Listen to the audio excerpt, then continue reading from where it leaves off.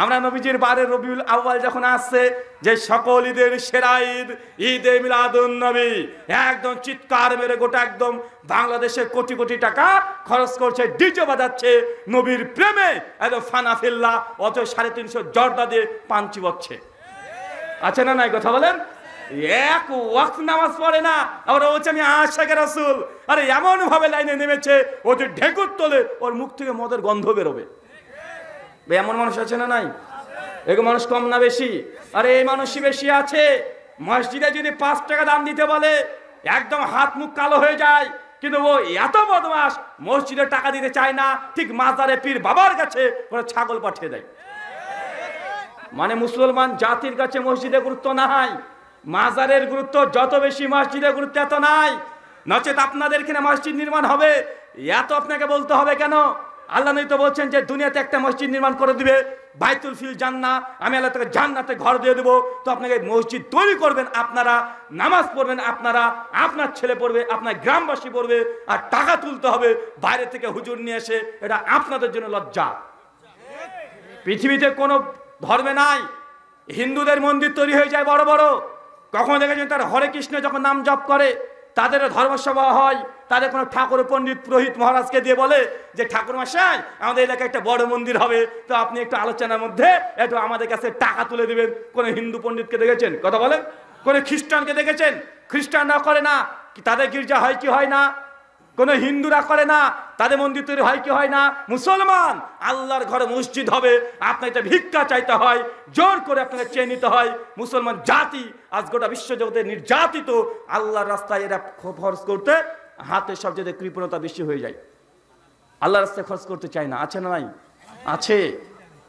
2 নম্বর point, মুসলিম উম্মাহ কেন দলে দলে ভাগ হয়ে যায়, সেটা হচ্ছে উৎসগত ভিন্নতা। কি বললাম? উৎসগত ভিন্নতা মানে ধর্ম আমরা কোথা থেকে নিব?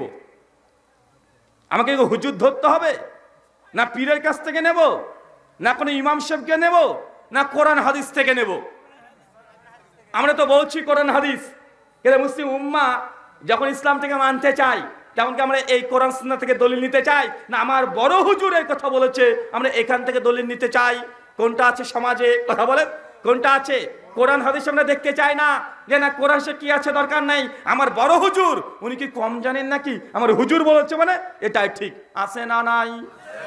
উৎসগত ভিন্নতা। আল্লাহর নবীর মৃত্যু 83 দিন পূর্বে, কতদিন পূর্বে? 83 দিন পূর্বে বিদায় হজ্জের ভাষণ হয়েছিল। আল্লাহর নবী হাজার হাজার লাখ লাখ সাহাবীকে সামনে রেখে একটা কথা বলেছিল, তারাকতু ফিকুম আমরাইন, হে আমার সাহাবী আমি তোমাদের মধ্যে 2টো জিনিস ছেড়ে গেলাম, এক কিতাব আল্লাহ, এক আল্লাহর কিতাব কোরআন মাজিদ, ওয়া সুন্নাতে রাসূলুল্লাহ, আর আমার সুন্নাত, এই 2টো আমি ছেড়ে গেলাম। যতদিন আঁকড়ে ধরে থাকবে তোমরা কখনো পথভ্রষ্ট হবে না। নবী বলে গেলেন কি, কোরআন ধরে রাখো, হাদিস ধরে রাখো, তোমাদের মধ্যে কোনো মতভেদ হবে না, তোমরা পথভ্রষ্ট গোমরা হবে না। আর আমাদেরকে এখন বলাই না না খবরদার কোরআন পড়বেন না, কোরআন পড়লে গোমরা হয়ে যাবেন। আছে না নাই? কথা বলেন।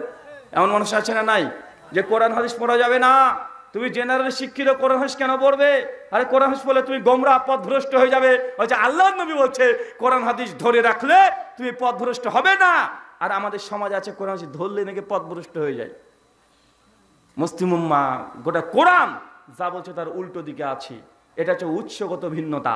ছোট্ট একটা গল্প বলি, এবার আপনি বুঝতে পারবেন। আমি যে দেশ থেকে এসেছি সেটা হচ্ছে ইন্ডিয়া, ভারত। ভারতবর্ষের যিনি সংবিধান রচনা করেছেন তার নাম হচ্ছে বি আর আম্বেদকর। কি নাম?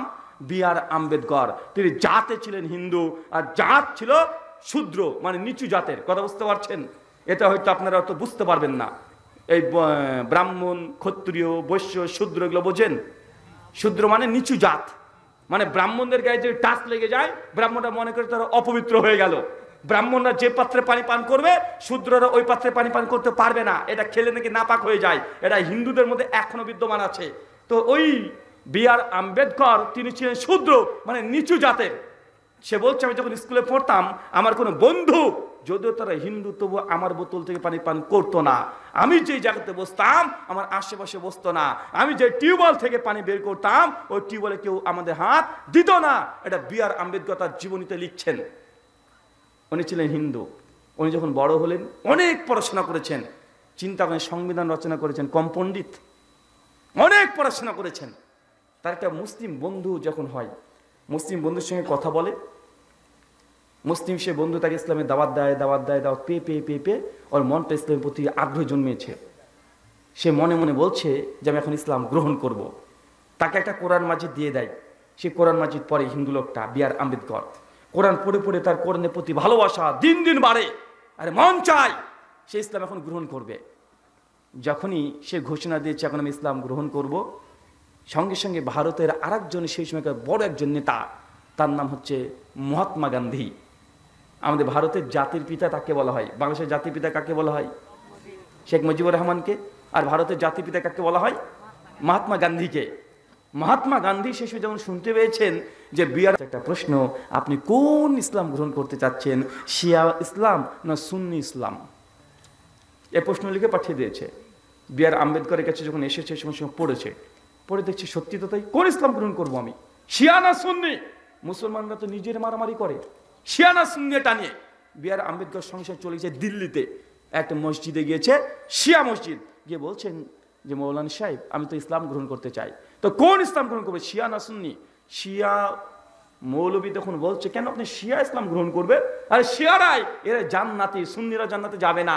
এখন উনি আচ্ছা থেকে বুঝিয়েছেন তাকে, এখন বুঝ টুজ নিয়ে উনি বেরিয়ে চলে এসেছেন। তারপরে গেছেন আর একটা সুন্নি মসজিদে, সুন্নি মসজিদে গিয়ে বলছেন যে আমি তো ইসলাম গ্রহণ করতে চাই, তখন কোন ইসলাম গ্রহণ করবো, শিয়া না সুন্নি? ওরা বলছে সুন্নি ইসলাম গ্রহণ করতে হবে, শিয়াদের ইসলাম গ্রহণ করা যাবে না। শিয়ারা আবু বকর ওমর ওসমানকে কাফের মনে করে, আমাদের আয়েশাকে কাফের বলে, এরা কখনো জান্নাত যাবে না। এই কথা যখন বলেছে তখন বি.আর. আম্বেদকর নিজে বিভ্রান্ত হয়ে গেছে। এখন কি করি, কোনটাকে গ্রহণ করি? ইয়ে বলছে ইয়ে জাহান্নামী, ও বলছে এ জাহান্নামী। আশ্চর্য, উনি অবাক, কি করবো এখন? উনি অবাক হয়ে গেছেন। এসে তিনি কয়েক বছর পড়াশোনা করে তিনি সিদ্ধান্ত দিলেন তিনি ইসলাম আর গ্রহণ করবেন না। তিনি নাস্তিক হয়ে গেলেন। কি হয়ে গেলেন?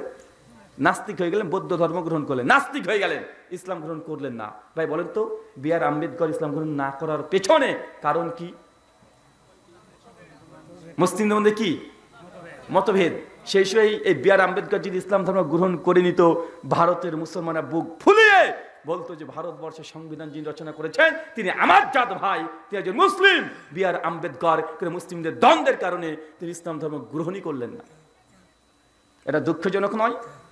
আপনি চিন্তা করেন তো, ধরেন এখন একটা মানুষ, একজন হিন্দু ছেলে, ও যদি মুসলিম হয়, ধর মুসলিম হয়েছে একজন হিন্দু ছেলে, মুসলিম হওয়ার পরে দেখা যাচ্ছে একজন আহলে হাদিস আলেমের কাছে মুসলিম হয়েছে, বা ডাক্তার জাকির নায়েকের বক্তৃতা শুনে একজন হিন্দু সে মুসলিম হয়েছে।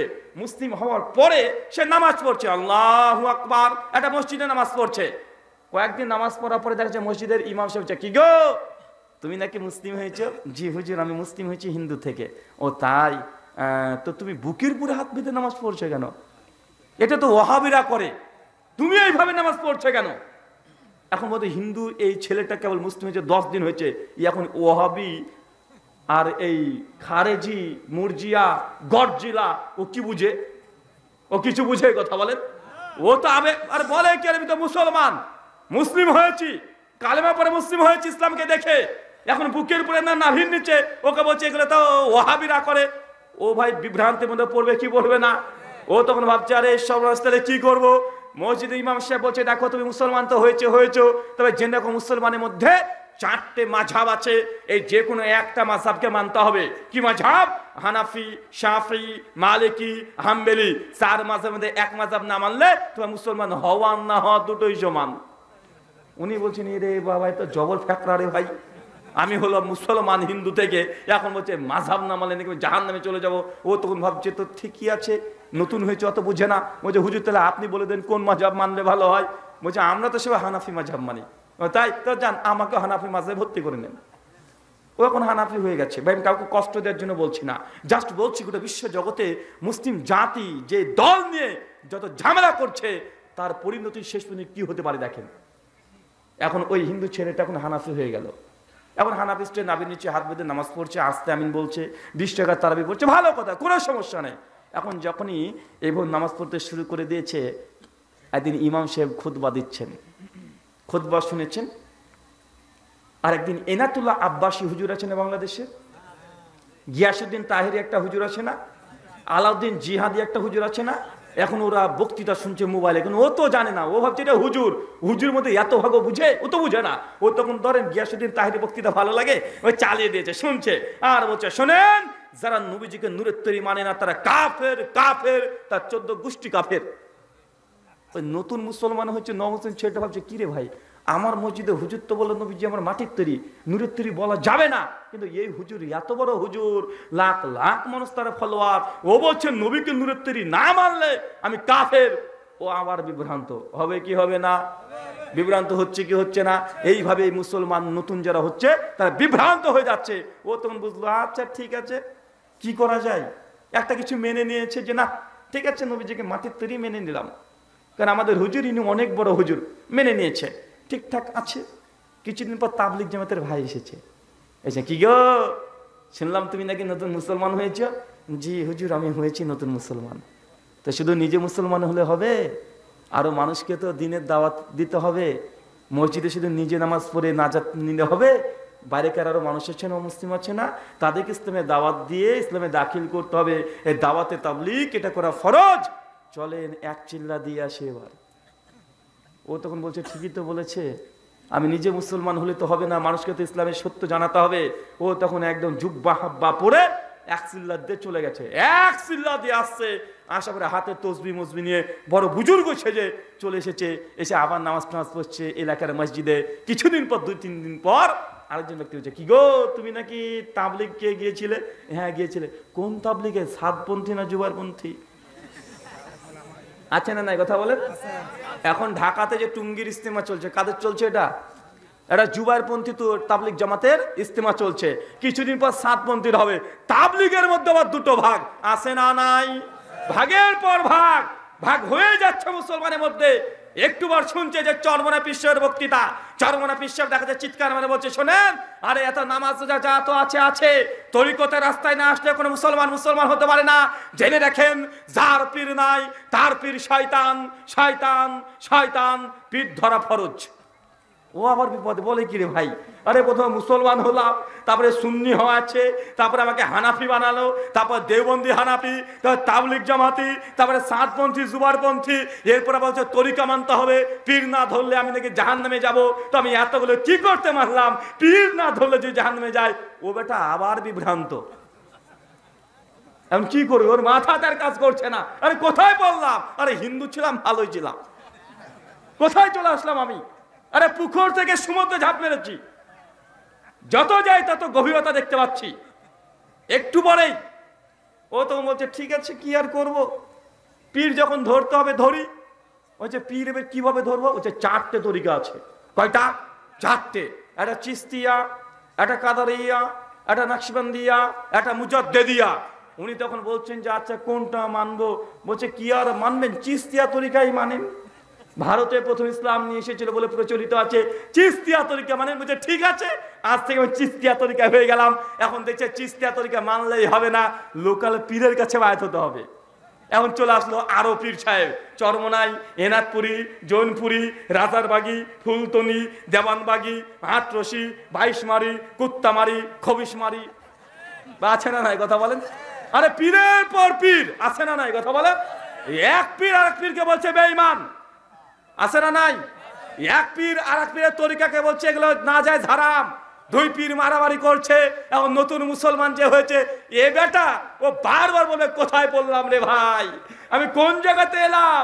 আরে হিন্দু ছিলাম, 33 কোটি দেবতার পূজা করেছি, আর মুসলিম হয়ে 33 কোটি দল কোন দলে যায়? ও বেটা নিজেই বিভ্রান্ত। এই যে গোটা বিশ্বজুড়ে মুসলিম জাতির আজকে অবস্থা, মুসলিম জাতি ইসলাম গ্রহণ করে কোথায় দাঁড়াবে? লোকটাকে দাঁড়াতে দেওয়া হয় না, এ ধরে একবার হাত ধরে টানছে, ও ধরে একবার টানছে, চতুর্দিক থেকে তাড়াতাড়ি শুরু হয়ে যাচ্ছে, মুসলিমরা আবার বিভ্রান্ত হচ্ছে। তার জন্য দেখবেন অধিকাংশ মুসলমান তারা বেনামাজি থেকে যাচ্ছে। কেন? আমরা নিজেরাই হাজার লাখ লাখ দল তৈরি করে নিয়েছি, নিজেকে মনে করছি হক, বাকি সব বাতিল। আছে না নাই? আল্লাহ সুবহানাহু ওয়া তাআলা মুসলিম উম্মার এই ভয়ঙ্কর পরিস্থিতি থেকে আজকে বেরিয়ে আসা তৌফিক দান করো। সকলে পড়ি আল্লাহুম্মা আমিন। আল্লাহ সুবহানাহু ওয়া তাআলা আমাকে কি বললেন? আল্লাহ বলেন ইয়া আইয়ুহাল্লাযীনা আমানু, হে বিশ্বাসীগণ, আতিউল্লাহ, আল্লাহর আনুগত্য করো, ওয়া আতিউর রাসূল, তোমাদের মধ্যে যে রাসূল এসেছে মুহাম্মদ রাসূলুল্লাহ তার আনুগত্য করো, ওয়ালা তুবদিলু আমালাকুম, আর এই দুটো বাদ দিয়ে যদি কিছু করতে যাও তোমাদের আমলগুলোকে আমি আল্লাহ বাতিল করে দেব। সূরা মুহাম্মদ আয়াত 33 আল্লাহ বলছেন, কি বলছেন? আল্লাহ যা বলেছে তাই মানো, নবী যা বলেছে তাই মানো, আর ইয়া বাদ দিয়ে নিজের মন মতো কিছু মানতে গেলে ওয়ালা তুবতিলু আমালাকুম, ওই আমলটাকে বাতিল করে দিব। আল্লাহ আমাদের কি বলেছে মানতে? আল্লাহর কথা, নবীর কথা। আর এ বাদ দিয়ে যদি তৃতীয় কোনো ব্যক্তির কথা মানি যেটা কোরআন হাদিসে নাই, আল্লাহ কি বলছেন? এই আমল যতই ভালো হোক না কেন ওয়ালা তুবতিলু আমালাকুম, এই আমলকে বাতিল করে দিব। আপনি এটা উদাহরণ দিয়ে বুঝতে পারবেন। আপনি বলছেন দেখেন হুজুর, এই যে ফরজ নামাজের পরে একটু মুনাজাতটা তো করি, একটু হাত তুলে মুনাজাত করছি, তো এটা খারাপ কি? এটা আল্লাহর কাছেই তো চাইছি, আমি কি দুর্গার কাছে চাইছি? আমি তো হাত তুলে যাচ্ছি, পা তুলি তো আর নাই, পা তুলে তো যাচ্ছি না, তো এটা ভালো জিনিস। কেন আপনারা বলছেন এটা বিদআত? কেন বলছে এটা করা যাবে না? কেন অনেক হুজুর বলছে এই হাত তুলে ফরজ নামাজে মুনাজাত করা যায় না? ভাই, মানুষের একটা আবেগময় প্রশ্ন আছে না নাই? চাচা কি করব? কোরআন যে এই কথাই বলছে, আল্লাহ যা দিয়েছে, নবী যা দিয়েছে তাই মানো। এরপর যতই আপনার কাছে ভালো হোক না কেন, আল্লাহ কোরআনে বলছে ওয়ালা তুবতিলু আমালাকুম, করলে এমনটা বাতিল হয়ে যাবে। উদাহরণ আপনাকে দিয়ে বুঝতে পারবেন। চাচা, প্রতিদিন আমরা ফরজ নামাজ কত রাকাত পড়ি? ফরজ কত রাকাত? 17 রাকাত। সে হানাফি বলেন, শাফি বলেন আর আহলে হাদিস বলেন, সবাই তো 17 রাকাত পড়ি, তাই না ভাইজান? জোহর পড়ে 4 রাকাত, এশা পড়ে 4 রাকাত, আসর পড়ে 4 রাকাত, ফজর পড়ে 2 রাকাত, মাগরিব পড়ে 3 রাকাত। এখন কেউ যদি বলে নামাজ পড়া তো ভালো কাজ, তো জোহর পড়লাম 4 রাকাত, আসর পড়লাম 4 রাকাত, এশা পড়লাম 4 রাকাত, বেটা মাগরিব তুই কেন 3 হবি? তোকে 4 পড়ে দিলাম। কেন হবে না? নামাজ পড়া ভালো কাজ যে চাচা, নামাজ পড়া ভালো কাজ না? কেউ যে মাগরিবের নামাজ ইচ্ছা হতো 4 রাকাত পড়ে দেয়, আর রুকুতে গেছে ঘন্টা ধরে যে 1 রাকাত বেশি পড়ছি, আমার আজকে অনেক সময়, ও যদি 1 রাকাত বেশি মাগরিব পড়ে দেয় 4 রাকাত, নামাজ হবে না বাতিল হবে? শুধু বাতিল হবে না, গুনাহ হবে। ফেরেশতারা তাকে কি ফুল দিয়ে বরণ করবে না? একদম একদম হাত দিয়ে কবরের মধ্যে 4-6 মারতে শুরু করবে? কেন? কারণ তুমি আল্লাহর বিধানের মধ্যে বেশি করেছো। ইসলাম ওটা না যে তোমার মন কি বলছে, ইসলাম এটা রাখে না, বরং মা তাকুম রাসূলু ফাকুযুহু ওয়া মা নাহাকুম আনহু ফান্তাহু, আমার নবী যতটুকু দিয়েছে অতই খুশি হয়ে যাও, আর যা দেয় নাই নবী মাতব্বরি করতে যেও না। এটা ইসলাম। এখানে নবীর কথা চলে, আমার মতো হুজুরের কথার মূল্য 5 পয়সা মূল্য নাই। আল্লাহ সুবহানাহু ওয়া তাআলা আমাকে এই কথা বোঝার তৌফিক দান করো। সকলে পড়ি আমিন। চাচা, আমরা যখন রুকু করি, 1 রাকাত নামাজে রুকু কবার করেন? একবার। সিজদা কয়বার করেন? 2 বার। এখন রুকু করা ভালো না খারাপ? আরো জোরে বলেন। রুকু করা তো ভালো কাজ, তাই না? এখন যদি কেউ মাতব্বরি করে বলে রুকু করা তো ভালো কাজ, সিজদা তো 2 বার দিই, আজকে রুকু পরপর 2 বার দিয়ে দিব। কেউ যদি 2 বার রুকু দেয়, তার নামাজ হবে না বাতিল হবে? শুধু বাতিল না, গুনাহ হবে। ঠিক একই বিষয় ফরজ নামাজের পরে আল্লাহ নবী দোয়া করতে বলেছে, যে বসে বসে মুসলিম উম্মাহ ইমামও একা একা দোয়া জিকির আজকার করবে। 35 খানা দোয়া জিকির আছে, মুক্তাদিও একা একাই করবে, কিন্তু ওইখানে হাত তোলার কথা নাই। তাই আপনি যদি আবেগ দিয়ে করেন, হাতই তো তুলছি, আল্লাহর কাছে তো তুলছি, ভালোই তো কাজ, এইসব যুক্তি চলবে না। যদি এইসব কাজ এইভাবে করেন, ওই আমলটা বাতিল তো হবে, গুনাহ হবে। এটা নবী দেয়নি। কে দেয় নাই? নবী দেয় না, এটা আপনি তৈরি করেছেন। এটা গুনাহ নিশ্চিত হবে, নচেত কালকে গিয়ে মাগরিবের নামাজ 4 রাকাত পড়বেন। আচ্ছা, বাথরুম ঘরে কেউ কেউ পেশাব ফিরতে যান, দোয়া আছে, কি করে দোয়া করেন চাচা? হাত তুলে করে নেন নাকি? কেন? ওটা দোয়া না? আপনি যে বলছেন দোয়া মানে হাত তুলতে হবে, আরে হাত তুলে নিলে কেমন হুজুর হয়ে গেল? তো পায়খানা করে ঢোকার সময়তে কঠিন চাপিয়েছে, আর যে একদম ধরবেন একদম মুনাজাত। কেন? বাথরুম ঢোকার আগে দোয়া আছে না ভাইজান? দোয়া কেন হাত তুলে করছেন না? বাথরুম থেকে বের হওয়ার দোয়া আছে না নাই? কেন হাত তুলে করছেন না? মসজিদে ঢোকার দোয়া আছে না নাই? কেন হাত তুলে করা হয় না? মসজিদ থেকে বের হওয়ার দোয়া আছে না নাই? কেন আমরা হাত তুলে করছি না? বাজারে ঢোকার দোয়া আছে না নাই? হাত তুলে কেন করি না? জুতো পরার দোয়া আছে না নাই? কেন হাত তুলে করছি না? পোশাক পরার দোয়া আছে না নাই? কেন করছি না? গাইতে ওঠার দোয়া আছে না নাই? কেন আপনি হাত তুলছেন না? আপনার যা উত্তর আমাদেরও তাই উত্তর। আপনি এই কথাই বলবেন যে এসব জায়গাতে আল্লাহ নবী শুধু মুখ দিয়ে জিহ্বা নাড়িয়ে দোয়া পড়েছে, হাত তুলে নাই, ইমামকেও ডাকে নাই। ভাইজান, আল্লাহ নবী ফরজ নামাজের পরে এইভাবেই দোয়া করেছেন, জিহ্বা নড়িয়ে নড়িয়ে পড়েছেন, হাত দিয়ে তসবিহ গুনেছেন, কিন্তু হাত তুলে ইমামের সঙ্গে দোয়া করে নাই। তাই এটা করা যাবে না। আর যদি বলেন না করবো, তো বাথরুম ঘরে ঢোকার আগে করে নিয়েন একবার, মসজিদ ঢোকার একবার করে নিবেন, পোশাক পরার আগে একবার করে নিবেন, গাড়িতে ওঠার জন্য একবার হাত তুলে দোয়া করবেন, গাড়ি চলে যাবে। গাড়িওয়ালা এসে পা ধোয়ার আগে এক দোয়া করতে শুরু করে দিবেন। সবাই যদি দোয়া করে ঢুকতে শুরু করে, ভাই গাড়ি থাকবে না, চলে যাবে। ও বেটা তো নিজের গতিতে চলবে। এখানে আবেগ কাজ চলে না। কেন? Islam complete code of life. Islam complete হচ্ছে নবীর মাধ্যমে। আমার আপনার এখানে কোনো কিছু ঢোকানো, কোনো বিয়োগ করা আমাদের এক চিহ্ন অধিকার নেই। কেউ যদি মাগরিবের নামাজ 3 রাকাতে যদি 2 রাকাত নামাজ পড়ে সালাম ফিরে বাড়ি চলে আসে, ইচ্ছাকৃত নামাজ হবে? 2 রাকাত পড়েছে, 2 রাকাত তিনি কি হবে? হবে? আর একটু জোরে বলেন তো। মাগরিব 3 রাকাত ফরজ, 2 রাকাত ইচ্ছাকৃত পড়েছে, ভুলে না, ইচ্ছাকৃত। আজকে 2 রাকাত মাগরিব পড়বো, পড়ে দিয়ে চলে আসছে, খুব তাড়া আছে ওর, 2 রাকাত নামাজ পড়েছে, নামাজ হবে না বাতিল হবে? 2 রাকাত পড়েছে, এর কিনে কি হবে? হবে না, বরং গোনা হবে। কেন? তুমি মাতব্বরি করছো শরীয়তের মধ্যে, যা দিয়েছি তোমার তাই পড়তে হবে। তুমি কমাতেও পারবে না, বাড়াতেও পারবে না। তুমি একটা রুকু একবারই দিতে হবে। আচ্ছা, কেউ মুয়াজ্জিন আছেন এখানে? মুয়াজ্জিন আজান দিতে পারেন কি? একজন হাত তোলেন তো। মাশাআল্লাহ, অনেকে আছেন। আচ্ছা, আজানের শেষ বাক্য কি হয়?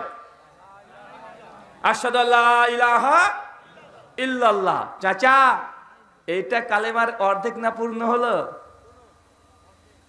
কালেমার শাহাদাতের অর্ধেক হলো না পূর্ণ হলো, সম্পূর্ণ হলো? এটা তো অর্ধেক। আশহাদু আল্লা ইলাহা ইল্লাল্লাহ, এরপরে কি আছে? ওয়াশহাদু মুহাম্মাদান আবদুহু ওয়া রাসূলুহু, আছে না নাই? তো আপনি আজানের মধ্যে যদি এখন মাতব্বরি করেন, আরে সর্বনাশ, এতদিন ধরে আমরা আজানের মধ্যে অর্ধেক কালেমা পড়ছিলাম। কালেমা পড়া তো ভালো কাজ, নবীর প্রতি কালেমা পড়া তো ভালো কাজ। এখন কেউ যদি কালেমার মানে আজানের শেষে মাতব্বরি করে এই আশহাদু আল্লা ইলাহা ইল্লাল্লাহর পরে ওয়াশহাদু আন্না মুহাম্মাদান রাসূলুল্লাহ এই শব্দ যোগ করে মসজিদে আজান দেয়, ওকে মুয়াজ্জিন হিসেবে রাখবেন কেন রে ভাই? কালেমা পড়া ভালো কাজ না খারাপ কাজ? এখন কেউ যদি বলে রে লোকগুলা তো কালেমার শত্রু, এ তো কালেমা সম্পূর্ণ পড়তে দেয় না, আপনি কি বলবেন? আরে ভাই, হাদিসে তো এইভাবে আসে নাই। আরে আজান তো এখানে শেষ হয়েছে অর্ধেক কালেমাতে, তো আপনি অর্ধেক কালেমাতে শেষ করতে হবে। ভালোবাসা দেখে, আবেগ দেখে যদি গোটা কালেমা আজানেও লাগিয়ে দেন শেষবারে, বা আজান হবে না বাতিল, নেকি হবে না গুনাহ হবে। তাই এটুক যদি বুঝেন, এই ফরজ নামাজে পড়ে বুঝতে এত কঠিন আপনার কাছে? স্ত্রী সহসের দোয়া আছে চাচা? স্ত্রীর কাছে গেলে একটা দোয়া লাগে না? এখন যদি বলে দোয়া করবো, হাত না তুলে দোয়া হয় না, তো রাত্রি 12টার পরে মসজিদে ইমামকে ফোন করে ডাকবেন, ইমাম সাহেব তাড়াতাড়ি বাড়ির পেছনে আসেন, আপনি এসে দোয়া করবেন, আমরা স্বামী স্ত্রী আমিন আমিন বলবো, তারপরে খেলা আমাদের শুরু হবে। আপনি কি এরকম অপেক্ষায় বসে থাকেন? আপনি ওখানে কি 2 হাত তুলে মুনাজাত করেন? করেন না তো। কি করেন? যেমন এসেছে জিহ্বা নড়ে নড়ে পড়লাম, দোয়া হয়ে গেল। চাচা, দোয়া এটাই সিস্টেম। দোয়া 3টে পদ্ধতি আছে।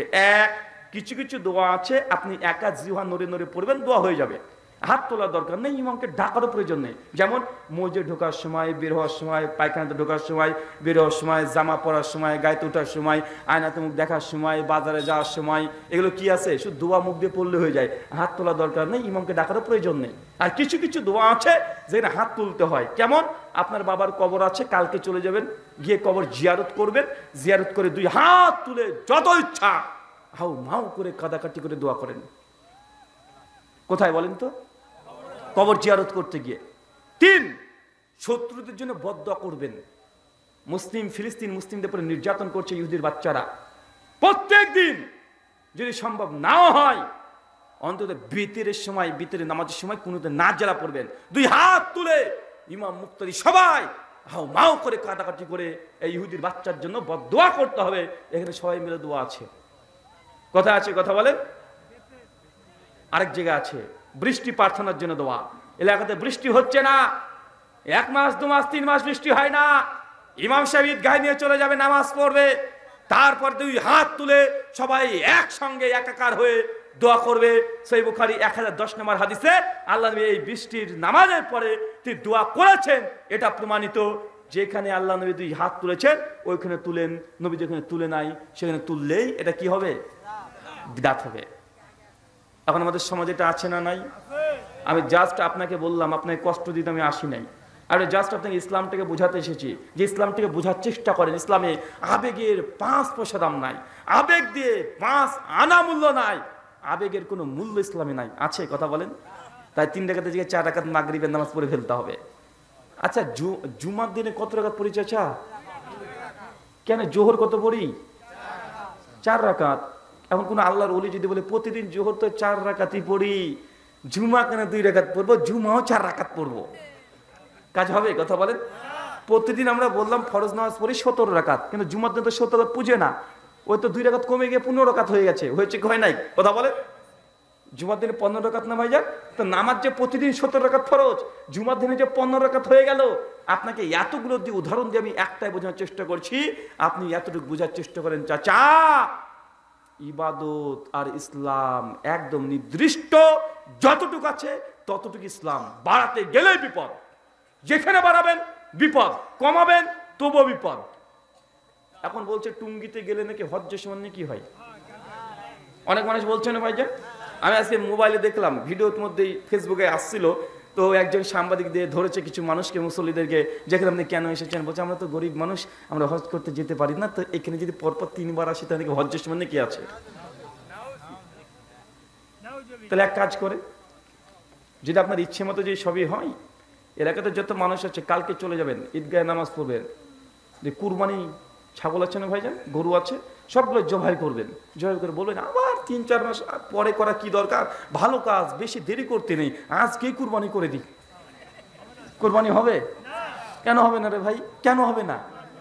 কেউ যদি কুরবানি করতে ভালো কাজ, কালকে গোটা গ্রামের মানুষ যদি একজোট হয়ে 2 রাকাত নামাজ পড়ে যদি কুরবানি জবাই করে দেন, কুরবানি হবে না ফেরেশতারা কবরে ঠ্যাঙাবে? তো ভালো কাজ একটু তাড়াতাড়ি করলে কি সমস্যা? কেউ যদি বলে ফিতরা, আবার অতদিন দেখার দরকার কি? রমাজানের প্রথম রমাজানের দিনেই ফিতরা আদায় করে নেবেন, ফিতরা হবে? ফিতরা হবে? কেন হবে না? কেন এখন সময় আসেনি। কি আসেনি?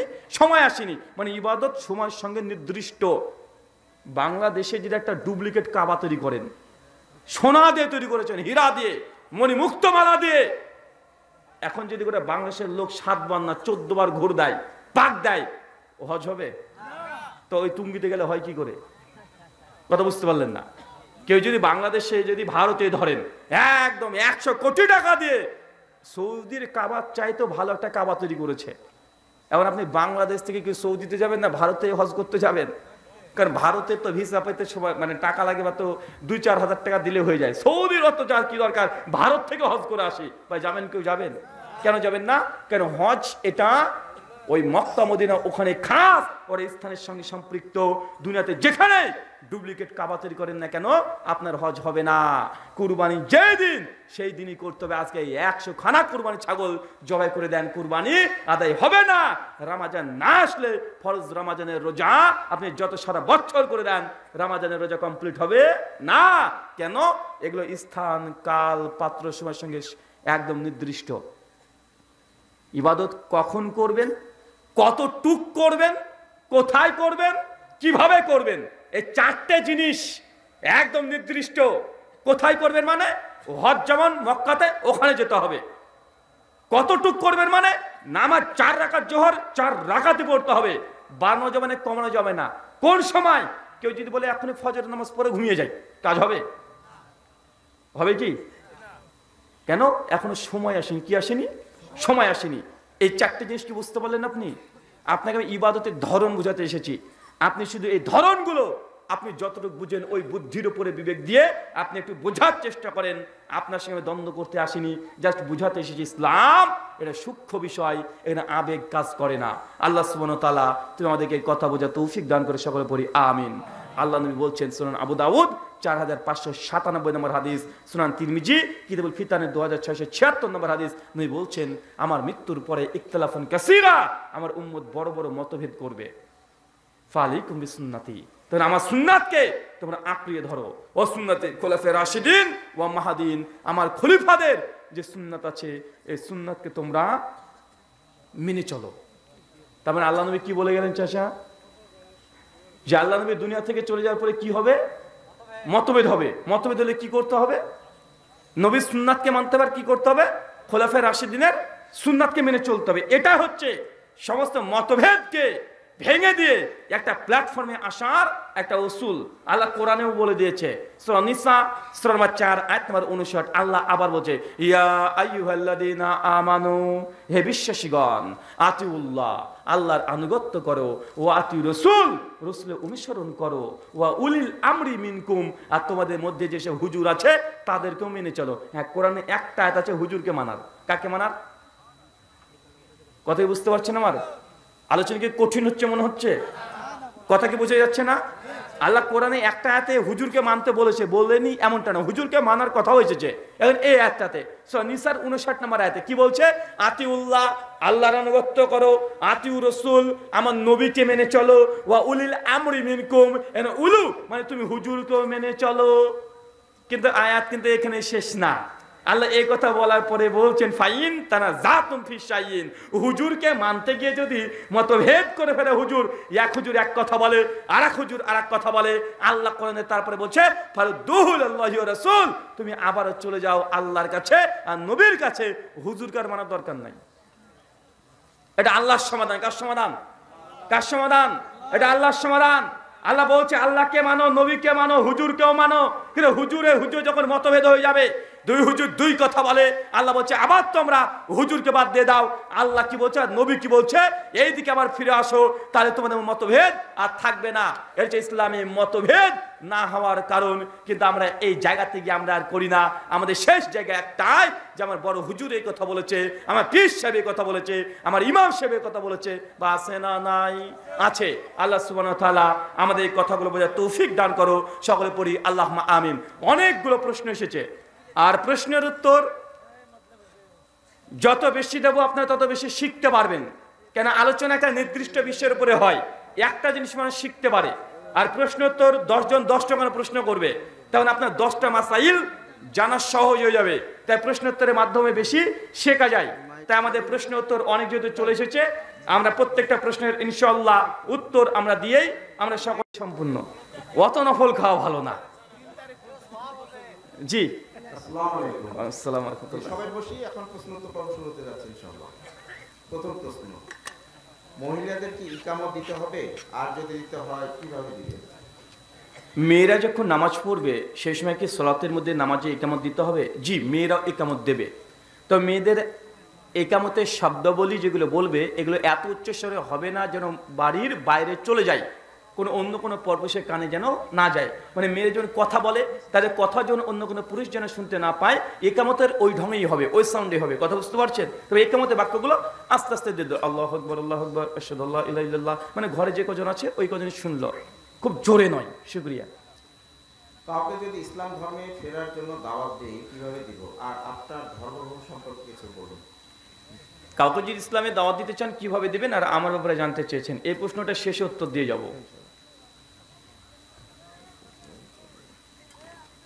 বেতের নামাজ কয় রাকাত? বিতির নামাজ কয় রাকাত? বিতের মানে বাংলাতে, আরবি হচ্ছে বেতের, বাংলা বললে হয় বেজোর। কি বলা হয়? বেজোর। বেতের নামাজ 1 রাকাতও আছে, 3 রাকাতও আছে, 5ও আছে। হাদিসে 7 রাকাত পর্যন্ত বেতের নামাজ পাওয়া যায়। কত রাকাত পর্যন্ত? 7 রাকাত। 1 রাকাতও যেমন জায়েজ, 3 রাকাতও জায়েজ। আল্লাহ নবী বেশিরভাগ সময় তিনি 3 রাকাত পড়তেন। কত রাকাত পড়তেন? 3 রাকাত পড়তেন। আমাদের আয়েশা রাদিয়াল্লাহু তাআলা আনহা তিনি বলছেন, সহিহ বুখারী কিতাবুত তাহাজ্জুদের 1147 নম্বর হাদিস, মাকানা ইয়াজিদু ফি রমাদান ওয়ালা ফি গায়রিহি আলা 11 রাকা, যে আল্লাহর নবী রাত্রে যখন নামাজ পড়তেন তিনি 8 রাকাত তাহাজ্জুদ পড়তেন আর 3 রাকাত বিতির পড়তেন। সহিহ বুখারী 901 নম্বর হাদিস, আল্লাহ নবী কখনো কখনো 1 রাকাতও পড়তেন। সহিহ বুখারী 905 নম্বর হাদিস, আল্লাহ নবী মাঝে মাঝে 5 রাকাতও পড়তেন। আমার একটা বই আছে, বইটার নাম আহলে হাদিস হানাফি মাযহাব দ্বন্দ্ব নিরাসন। যেমন হাত কোথায় বাঁধবেন, বুকের উপরে না নাভির নিচে, ঝামেলা আছে না নাই? আছে। জোরে আমিন না আস্তে আমিন, রফল আদান একবার হবে না বারবার হবে, মুনাজাত আছে না নাই, তারাবি 8 রাকাত না 20 রাকাত যে সামনে আসছে, এই সমস্ত মাসলা নিয়ে একটা বই রচনা করা আছে। বইটার নাম আহলে হাদিস হানাফি দ্বন্দ্ব নিরসন। ওই বইটাতে আর তথ্য দলিল ভিত্তিক আলোচনা করা হয়েছে বেতের 1 রাকাত জায়েজ, 3 রাকাত জায়েজ, 5 রাকাত জায়েজ। তাই কেউ 1 রাকাত পড়লে এটা নাজায়েজ নয়, 3 রাকাত নাজায়েজ নয়, বেশিরভাগ 3 রাকাত পড়ার চেষ্টা করবেন। ঠিক আছে, যখন সময়ে স্বল্পতা আছে মনে হচ্ছে বা নামাজে একাগ্রতা আসছে না, সেই সময় 1 রাকাত পড়েন। প্রতিদিন 1 রাকাত পড়ার দরকার নেই, অধিকাংশ সময় 3 রাকাত পড়ার চেষ্টা করবেন। শুকরিয়া। টঙ্গী ইজতেমায় নামাজ পড়লে নাকি হজের নীতি হয়, আপনি বিষয়ে কি বলেন? উত্তরটা আমার আলোচনার মধ্যে চলে এসেছে। টুঙ্গির ইজতেমাতে গিয়ে সালাত আদায় করলে হজ্জের সমান নেকি হয়, এগুলো ফাউল কথা, এগুলো আপনারা বুঝে নিয়েছেন। ভাই টুঙ্গি তো মাত্র 100 বছর আগে আসছে, তাই না ভাই জান? মাত্র 100 বছর আগে। 100 বছর আগে কি বাংলাদেশ ছিল না? তো মানুষ তখন তাহলে কোথায় গিয়ে হজের সমান নেকি নিয়ে আসতে যেত? আচ্ছা বুঝলাম, আপনার বাংলাদেশের মানুষ হজের নেকি পেয়ে যাচ্ছেন, আমরা ভারত থেকে কি করব? ভাই ভারত থেকে আমাকে পাসপোর্ট করে বাংলাদেশে হজের নেকি নিতে আসতে হবে? কথা বলেন, এইসব ভুয়া কথা। এই কথাগুলোর দিকে দৃষ্টি দেওয়া উচিত নয়, বরং আলোচনা সভাতে আসলে নেকি হয়, কিন্তু এটা টুঙ্গি সে খাস করে দেওয়া চরম অন্যায়। এটা হজের অপমান করা হয়। কার অপমান করা হয়?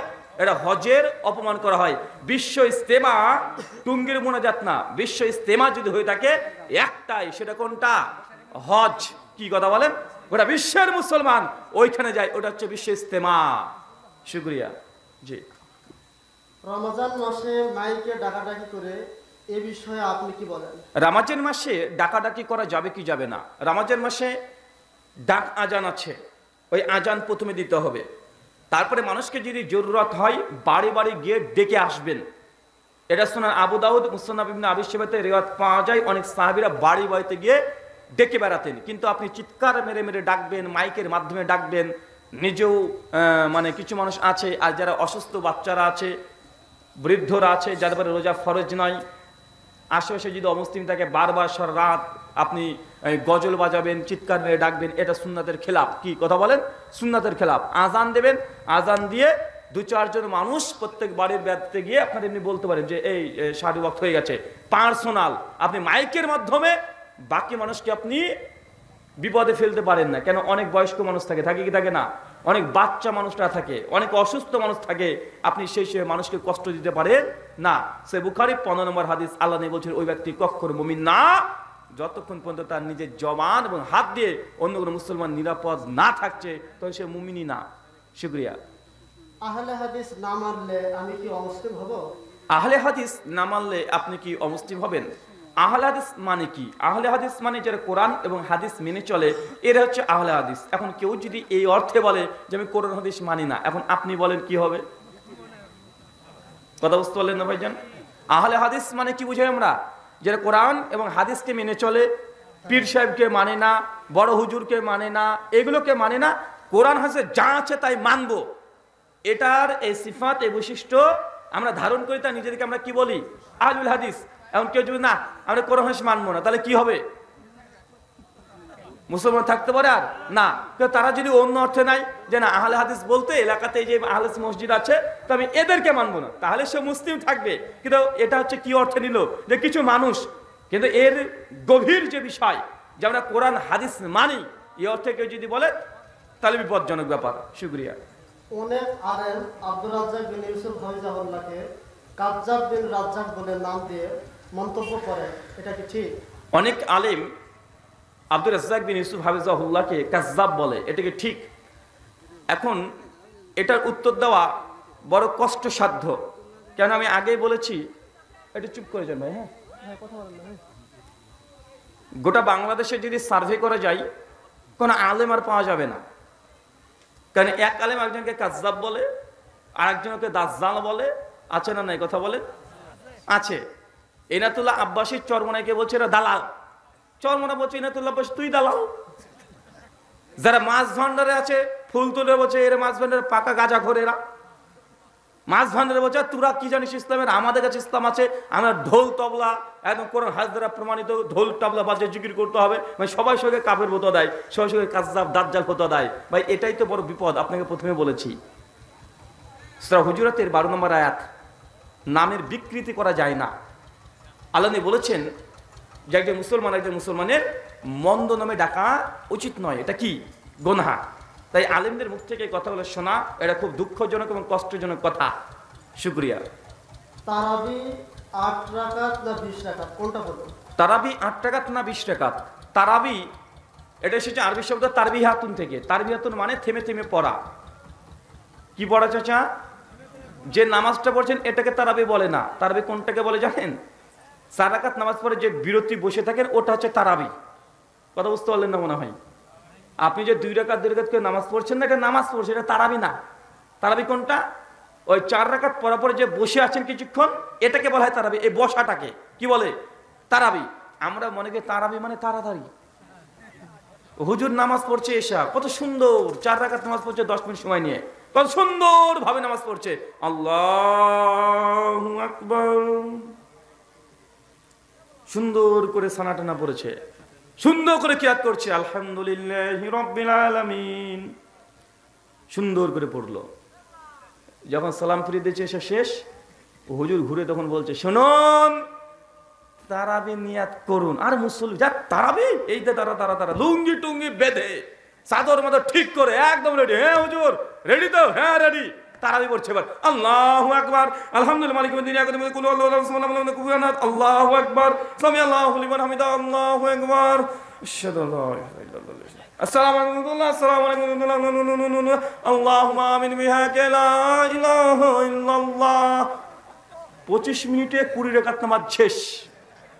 আচ্ছা না কথা বলে? 25 মিনিটে 20 রাকাত তারাবি শেষ। এটা কি তারাবি নামাজ পড়লো না তাড়াতাড়ি পড়লো?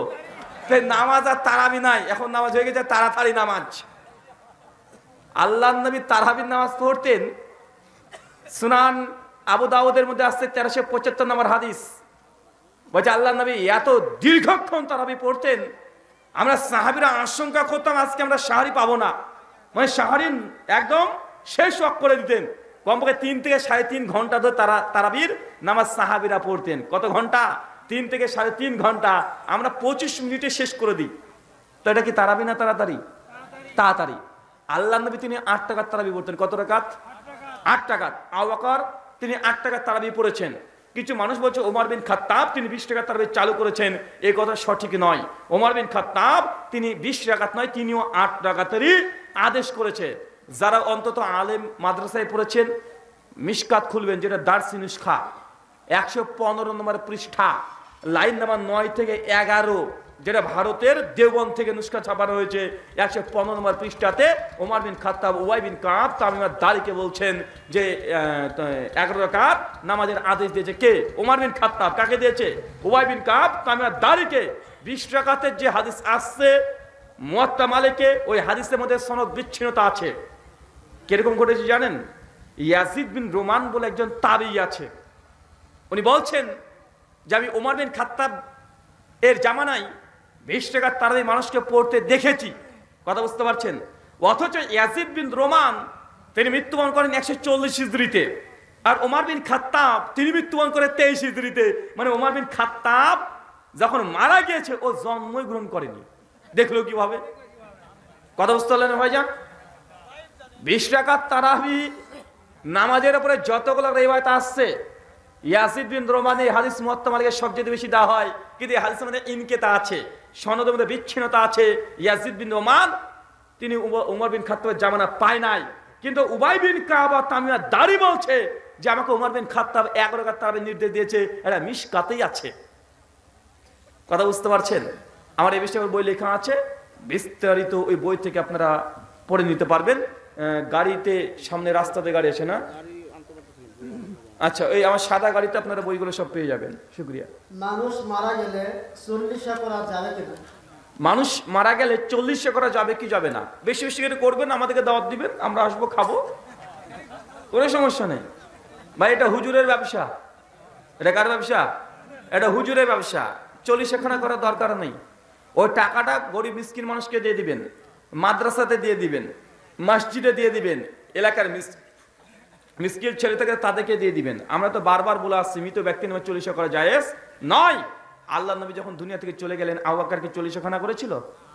আবু বকর যখন চলে গেল তার মেয়ে আয়েশা কি 40 খানা করেছে? কোন সাহাবী তাবী থেকে প্রমাণিত নয়। স্বয়ং আবু হানিফা রাহিমাহুল্লাহ যখন মৃত্যুবরণ করে তার ছাত্ররা কি 40 খানা করেছে? না। আপনি করছেন কেন? হানাফি মাযহাবেও এটা নিষিদ্ধ এবং বেদাত, এবং বেদাতের সাইয়্যা হিসেবে ফতোয়া দিয়েছে। তাফসিরে মারিফুল কোরআন হানাফি মাযহাবের বিখ্যাত তাফসীর মুফতি শফি রাহিমাহুল্লাহ, সূরা বাকারা সূরা নম্বর 2 আয়াত নম্বর 41 পৃষ্ঠা নম্বর 35 ডান দিকে পাবেন 15 থেকে 20 নম্বর লাইনে মুফতি শফি সাহেব তিনি লিখে দিয়েছেন মৃত ব্যক্তির নামে 40 খানা করা, মিলাদ পড়া, খাতমে ইউনুস পাঠ করা, কোরআনকে বসিয়ে দেওয়া সবগুলো বিদাতে সাইয়া, নিকৃষ্ট বিদাত। আমাদের আয়েশা বলছেন মান আমিলা আমালান লাইসা আলাইহি আমরুনা ফাহুয়া রাদ, কোন ব্যক্তি এমন কোন আমল করলো যে আমল নবী বলেনি, করেনি, অনুমোদন দেয় নাই, ফাহুয়া রাদ, সেটা বাতিল। সে মুসলিম হাদিস নাম্বার 1718। জি, পীরের হাতে বায়াত হতে হবে এই বিষয়ে ইসলাম কি বলে? কোন পীরের হাতে বায়াত হতে হবে বলেন? তাহাক মানে পীর, তাহাক মানে পীর কে? তো ধরুন চরমনে পীর সাহেব, তো এটা তো বাংলাদেশের জন্য হলো, আমাদের ভারতে কি চরমনে আছে? আমেরিকাতে চরমনে পীর সাহেব আছে, Canada, England, Saudi, Dubai, Kuwait, Qatar, Bahrain, Japan, German, Holland, চীন আছে, কথা বলেন। চীন থেকে যদি একজন হুজুর চলে আসে, ধরেন একজন মুসলমান, চীনে মুসলমান আছে না নাই? আছে। এসে দেখাচ্ছে আপনার চরমনে পীর সাহেব এসে গেছে চুংচাং চুংচুং চুংচাং, বলে তুই কি বলিস রে? মানে ও বুঝাতে আমি আপনাকে বায়াত হতে এসেছি, আর ওই চিংচাং চুংচাং চুংচুং চুংচা, মানে ও তো ভাষায় এরকম। এখন ও কি করবে কথা বলেন তো ভাইজান? পীর ধরা যদি ফরজি হতো, যারা আপনারা আলিফ বা তা সা পড়তে জানেন, পীর ধরা যদি ফরজ হয়, পীর লিখতে গেলে কি অক্ষর লাগে? বাংলাতে কি লাগে? প, ইংরেজিতে পি, তা আরবিতে তো কোরআন, বাংলাতে তো কোরআন না, নাকি? কোন ভাষায় কোরআন এসেছে? আরবিতে। তা আরবিতে কোরআনে যদি পীর শব্দ লেখার দরকার হয়, তো আরবিতে একটা প বলে বর্ণমালা দরকার আছে, আছে না নাই? এখন আপনার যারা মাদ্রাসাতে জানেন শুধু আলিফ বা তা সা পড়েন, তো ভাই প বলে কোনো অক্ষর আছে না নাই? প নাই, ফা আছে, মানে ফির আছে, পীর নাই। কথা বুঝতে পারলেন না ভাইজান? পীর মানে পীর লিখতে হলেও কমপক্ষে প অক্ষর লাগে, তো ভাই প অক্ষর পাবেন আপনি আরবিতে? নাই। সহজে বুঝে যাচ্ছে যে এটা মেড ইন বাংলাদেশ। কোথাকার? Made in Bangladesh. পীর ধরা ফরজ না, কিছু কিছু পীর আছে ধরা সত্যি ফরজ, ধরে গাছে টাঙিয়ে আচ্ছা তাকে দুমদাম দেওয়া ফরজ। ভাই এরকম পীর আছে না ভাইজান? এই যে আপনাদের দেওয়ানবাগী পীর, মা ফাতেমার সঙ্গে নাকি তার বিয়ে হয়েছে, বলে নাউজুবিল্লাহ মিন জালিক। এরকম হাজারো লাখ লাখ এখন কুষ্টি আছে ন্যাংটা পীর, ও ন্যাংটে বসে থাকে, ও নাকি পীর। মানুষ ওর কাছে যায় বাচ্চা চাইতে, মেয়েরে চলে যাচ্ছে, বাবা একটা বাচ্চা দে, মানে ওই ন্যাংটার কাছে আছে বাচ্চা নিতে। মানুষের বুদ্ধি কোথায় চলে গেছে? ন্যাংটা ও বলছে আরে ভাই কি চাচ্ছিস আমার কাছে? কিছুই নাই, একটা জিনিস আছে এটাও নিবি? ও বলছে কিছু নাই, আর যা আছে ওটা ঝুলছে দেখতে পাচ্ছিস, এটাও নিতে এসেছিস? ভাই বাংলাদেশে এরকম ন্যাংটা পীর আছে না নাই? বিড়ি পীর আছে না নাই? বিড়ি বাবা, বদনা বাবা, শিকল বাবা, আরে কত বাবা গাঞ্জা খায়, ও পীর। তো ভাই বলতে ধরা ফরজ কি ফরজ না? এই পীরগুলোকে ধরা ফরজ না ভাইজান? ধরে ওকে আচ্ছা তাকে ওই জায়গাতে কাঁচা লঙ্কা লাগিয়ে ওকে ঝুলিয়ে রাখা ফরজ। সরমুনায় পীর সাহেব বলেছেন আমাকে ভোট দিলে নবীকে ভোট দেওয়া হবে। ভাই এ ফতো তো আমরা আর কি দেবো, এটা তো আপনারাই জানেন। আসলে চরমনাই পীর সাহেব কথা যেহেতু বলেছে, আমরা শুনেছি, সকলেই জানে, এবং এটা নিয়ে ওলেমাই দেওয়ান থেকেও তাদের বিরোধিতা এসেছে যে না, চরমনাই পীর সাহেব এটা খুব আপত্তিকর কথা বলেছে, তাকে ভোট দেওয়া মানে নবীকে ভোট দেওয়া, এটা একটা কুফরি কথা, তওবা করতে হবে। যদিও তাদের বইপত্রতে এমন কিছু লেখা আছে, এর চেয়ে ভয়ঙ্কর ভয়ঙ্কর কথা লেখা আছে। বেদে মারিফত 35 নম্বর পৃষ্ঠায় লিখে রেখেছে যে আল্লাহ সুবহানাহু কাছে জোরপূর্বক পীর সাহেব নাকি রুহু ছিনিয়ে নিয়ে চলে এসেছে, বলছে আল্লাহর আন্দাজ নাই। মানে এগুলো তো ভয়ঙ্কর ভয়ঙ্কর কথা, তাই আমাদের মুসলিম উম্মাহ এই কথাগুলোতে কষ্ট পাবেন না, এগুলো আছে আপনাদের বইয়ে। আপনার পীর সাহেব দাবি করছে, কয়েকদিন আগে দেখলাম ওই যে পীর সাহেব এখনকার কে যেন ফজলুল করিম নাকি, উনি বক্তৃতা দিচ্ছেন, পাশে একটা মুরব্বীর চাচা এসে কানে কানে কি বলতে গেছে, আর একে জোরে ধাক্কা মেরে ফেলে দিচ্ছে। আমি ভাবলাম বেটা তুই দুনিয়াতেই তাকে ধাক্কা মেরে ফেলে দিচ্ছিস, তুই জান্নাতে নিয়ে যাবে কি করতে? দুনিয়াতে তুই ধাক্কা মেরে ফেলে দিচ্ছিস, এবারে জান্নাতে সুপারিশ করবে? কথা বলে জান্নাতি হওয়ার জন্য সুপারিশ করবে? দুনিয়াতে পাত্তা দিচ্ছে না। আল্লাহ সুবহানাহু ওয়া তাআলা তুমি মানুষকে হেদায়েত দান করো, আমিন। শুকরিয়া। মানে আপনি কি বলেছেন যে আপনি কি বিয়ে করেছেন, করলে সন্তান কতজন? কেন রে ভাই, মেয়ে দিবেন নাকি? বলা যাবে না। তারপরে আমি একজন গ্রাফিক্স ডিজাইনার, ইহুদিদের অর্ডার নিয়ে কাজ করা যাবে কিনা? মদের বোতলের ডিজাইনার করা যাবে কিনা? হারাম যে কাজগুলো সুনান ইবনে মাজাহ 3388 নম্বর এবং 89 নম্বর হাদিস, আল্লাহ বলেছেন যেটা হারাম তার ব্যবসাও হারাম। মদ হারাম, মদের ব্যবসাও হারাম, শুয়োরের গোশত খাওয়া হারাম, শুয়োর বিক্রি করাও হারাম। কথা বুঝতে পারছেন? আমাদের সমাজে অনেকে আছে কুকুর বিড়াল বিক্রি করে, হারাম, বিক্রি করা যাবে না। কথা বোঝা যাচ্ছে ভাইজান? তাই যে জিনিসটা ইসলামে হারাম যদি হয়ে যায়, ওটা বিক্রি করা কি হারাম, ওটা সহযোগিতা করাও হারাম। মদ খাওয়া যেমন হারাম, মদ তৈরি করাও হারাম। মদ যারা তৈরি করে মাথায় বয়ে লরি ট্রাকে তুলে দিচ্ছে, এই যে কুলিগিরি করছে, এই ব্যক্তির যে ইনকাম এটাও হারাম। যে আবার ট্রাক থেকে নিচে নামাবে মাথায় করে, যে টাকা পাবে এটাও হারাম। ও মাথাতে করে হোটেলে নিয়ে যাবে, ওটাও হারাম। যে হোটেলে গিয়ে গ্লাসে গ্লাসে করে ঢেলে দিবে, ওই ঢালার কাজ ওটাও হারাম। যে হিসাব লিখবে মদের কত টাকা বিল হয়েছে, স্লিপ ধরিয়ে দিবে, ওই ক্যাশের হিসেবে উনিও হারাম, মানে ইনকাম করছে। মানে যেটা হারাম ওর সঙ্গে সংশ্লিষ্ট যা আছে সব হারাম। শুকরিয়া। কবরের মাটি দেওয়ার সময় কি বলতে হবে? দলিল দিবেন। বিসমিল্লাহ বলতে হবে। মিনা খলাকনাকুম এর মর্মে কোনো সহি হাদিস কোনো কিছু প্রমাণিত নয়। সহি তো দূরের কথা, জয়ীব পাওয়া যায় না। একটাই পাওয়া যায়, যেটা মুসনাদে আহমদ থেকে দলিল দিয়ে তারা বলে যে আল্লাহ সাল্লাম মেয়েকে যখন রাখা হয় কবরে, সেই সময়তে মিনা খলাকনাকুম এই দোয়াটা পড়েছে না, ওই সময়তে পড়েনি। যখন রাখতে গেছে তখন পড়েছে, মাটি দেওয়ার সময় পড়েছে, যেটা হাদিসটা জাল, ওই হাদিসেও নাই। কথা বুঝতে পারলেন ভাইজান? যে দলিল তারা পেশ করছে ওটা যে মাটি দেওয়ার সময় দোয়া পড়েছে এটা প্রমাণিত নয়, বরং রাখার সময় মানে কবে যখন রাখতে গিয়েছে সেই সময় একটা জাল হাদিস আসছে মুসনাদে আহমদে। ওই হাদিসে জাল হওয়ার কারণ এখানে একজন রাবি আছে, আলী ইবনে যায়েদ ইবনে জুদান। সমস্ত মুহাদ্দিসদের ঐক্যমতে এই হাদিস জালকারী এবং পাকা কট্টর শিয়া ছিল। তাই যখন আপনি কবরে দাফন করে মানুষকে রাখবেন, বিসমিল্লাহ এতটুক, আর কিছু নাই। শুকরিয়া। কবর তুলতে গিয়ে কবরের কোনো চিহ্ন না পাওয়া গেলে কবর তোলা যাবে কিনা? একটা কবর শুনেছিলেন যে না এখানে একটা কবর ছিল, স্থানান্তর করতে গিয়ে দেখছেন যে খুঁড়েছেন, কিছু পাচ্ছেন না, তাই স্থানান্তর করা যাবে কি যাবে না? যদি কিছু না থাকে চেঞ্জ করার দরকার নেই, যা ইচ্ছা কাজে ব্যবহার করতে পারেন। আর দেখছেন না খুঁড়ার পরে হাড় হুড্ডি এগুলো পেয়ে গেছেন কিছু, খুব সুন্দরভাবে হালকা টাচ করে ওটাকে একটা কাগজে বা পেপারে নিয়ে কবরস্থানে গিয়ে দাফন করে দিবেন ওই হাড়গুলো। কথা বুঝতে পারছেন? তারপরে ওই মাটি, ওই ভূমি আপনি তখন ব্যবহার করতে পারবেন। শুকরিয়া। ফরজ সালাতের পর হাত তুলে মোনাজাত করা যাবে কিনা? এতক্ষণ কি শুনলেন? 7 খণ্ড রামায়ণ পড়ে সীতারামের বেতের নামাজের সময় দোয়া কুনুত হাত তুলে করতে হবে না হাত বেঁধে? বেতের সালাত যখন আদায় করবেন তখন কুনুত কিভাবে পড়বেন? হাত তুলে পড়বেন না হাত ছেড়ে দিয়ে পড়বেন? আমাদের যে তাহকিক, কুনুতের সময় হাত তোলার কথা সহি কোনো রিওয়ায়াত দ্বারা প্রমাণিত নয়, কুনুতের নাজেলের সময় প্রমাণিত আছে। কথা বুঝতে পারছেন? যদি হচ্ছে বাংলাদেশের অধিকাংশ আহলে উলামাদের ফতোয়া কুনুতের সময় হাত তোলা জায়েজ বলেছেন, তবে আমার যতটুকু তাহকিক আমি দেখেছি, আমাদের শেখ ইরশাদুল হক আসারি হাফিজাহুল্লাহ, হাফেজ জুবার আলী জাহির রহিমাহুল্লাহ, আরো অনেক মুস্তাফা জাহিদ আমিনপুরি হাফেজাহুল্লাহ, তারা এই হাদিসগুলো পূর্ণ তাহকিক করে বলেছেন এই হাদিসগুলো সহি নয়। তাই কুনুতের সময়তে হাত না তোলাটাই বেটার, উত্তম। কেউ যদি তোলে বিদাত হবে এমনটা নয়, বরং সহি হাদিসে নাই, এতটুকু প্রমাণিত। কিন্তু কুনুতে না যাওয়ার সময় 2 হাত তোলার কথা আছে। কথা বুঝতে পারছেন কি ভাইজান? আমার ওই বই আছে আহলে সানাফ যে দ্বন্দ্ব নিরসন, ওইখানে খোলাসা করে আলোচনা করা হয়েছে বইটাতে। শুকরিয়া। হাতে ট্যাটু থাকলে কি নামাজ হবে কি হুজুর? হাতে যদি ট্যাটু থাকে তাহলে কি নামাজ হবে? এই যে এখন নতুন নতুন ট্যাটু দিচ্ছে না ভাই, গলায়, হাতে, পাছায়, কত জায়গায় যে দেয়, মানে নাই এমন কোনো জায়গা নাই, সব জায়গাতে দিচ্ছে। আল্লাহ নবী বলেছেন যে এটা জাহিলিয়াতের যুগের এই রীতি ছিল, মানুষের এই যে আপনার এই যে চুলে করা, এক্সট্রা চুল লাগানো, তারপরে ট্যাটু লাগানো, এগুলো একদম নিষিদ্ধ, হারাম। শেখ সালেহ আল উসাইমিন বিন বাজ রাহিমাহুল্লাহ তারা বলেছেন যদি কারো হাতে ট্যাটু থাকে, এই ট্যাটুকে আগে তুলে ফেলতে হবে। কি করতে হবে? তুলে ফেলতে হবে।